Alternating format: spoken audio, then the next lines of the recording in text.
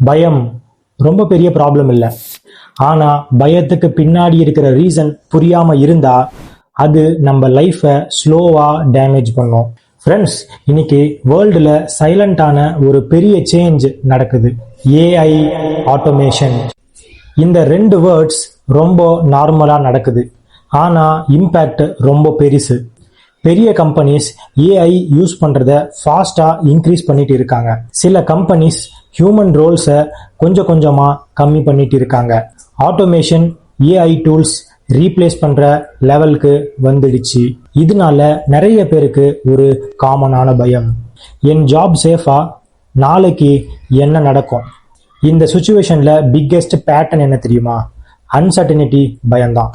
Future என்ன ஆகும்னு தெரியாது. அதை விட எனக்கு கண்ட்ரோல் இல்லை அப்படின்னு ஃபீல் பண்றது தான் பயத்தை கிரியேட் பண்ணுது.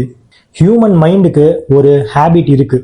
ப்ரிடிக்ட் பண்ண முடிஞ்சாதான் காமா இருக்கும், அதாவது அமைதியா இருக்கும். ப்ரிடிக்ட் பண்ண முடியலன்னா ரெஸ்ட்லெஸ்ஸா இருக்கும், நிம்மதி இருக்காது. அதுவும் கண்ட்ரோல் இல்லை அப்படின்னு ஃபீல் பண்ணும்போது பயம் இன்னும் அதிகமாகும்.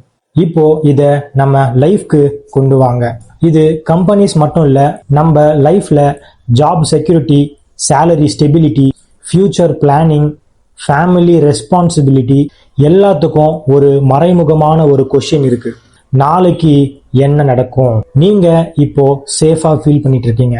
ஆனா அந்த சேஃப்டி பெர்மனண்டா? ஆபீஸ்ல ஒரு டிசிஷன் இருக்கும், மார்க்கெட்ல ஒரு சேஞ்ச் இருக்கும், லைஃப்ல எதிர்பார்க்காத சம்பவம் இருக்கும். அது போதும், நம்ம கண்ட்ரோல் எவ்வளோன்னு தெரிஞ்சிடும். ஆனா நம்ம எப்படி யோசிக்கிறோம்? எல்லாம் நம்ம கண்ட்ரோல்ல இருக்கிற மாதிரி நினைக்கிறோம். அதுதான் பெரிய கேப்.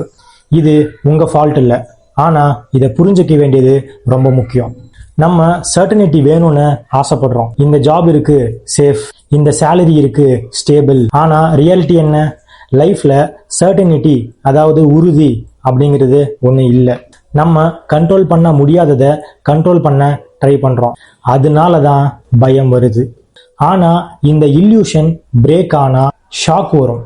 பயத்தை ஹேண்டில் பண்ண முடியும், ஆனா ஷாக்கை ஹேண்டில் பண்றது ரொம்ப கஷ்டம். ஸோ ப்ராக்டிக்கலா என்ன பண்ணலாம்? ஃபர்ஸ்ட், ஃபியர் வந்தா உடனே ரியாக்ட் பண்ணாதீங்க. கொஞ்சம் பாஸ் பண்ணுங்க, பொறுமையா இருங்க, கொஞ்சம் அப்சர்வ் பண்ணுங்க. எனக்கு என்ன பயம் அப்படின்னு கேளுங்க.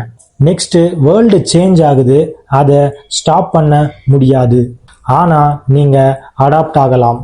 அடாப்ட் ஆகிற மைண்ட் செட்டை டெவலப் பண்ணுங்க. ஸ்கில் பில்ட் பண்ணுங்க. ஒரு சோர்ஸ் மேல டிபெண்ட் ஆகாதீங்க. இன்கம், நாலேஜ் அப்படின்னு மல்டிபிள் டைரக்ஷன்ல யோசிங்க. முக்கியம் என்னன்னா ரியாக்ஷன் இல்லை, ப்ரிப்பரேஷன்.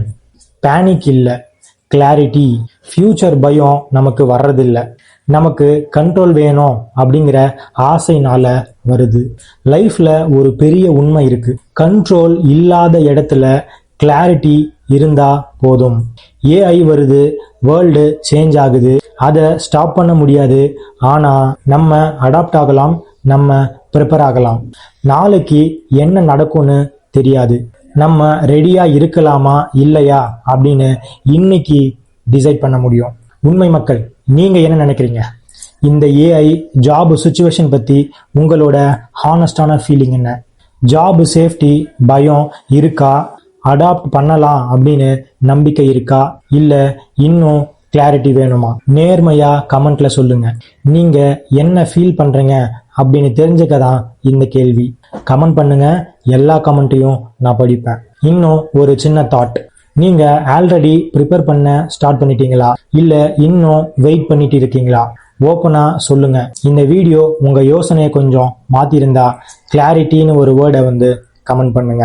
அதுதான் எனக்கு முக்கியம். இந்த வீடியோ உங்களுக்கு பிடிச்சிருந்தா ஒரு லைக் பண்ணிட்டு சப்போர்ட் பண்ணுங்க. இந்த வீடியோவை ஷேர் பண்ணுங்க, இன்னொருத்தருக்கும் கிளாரிட்டி கிடைக்கலாம்.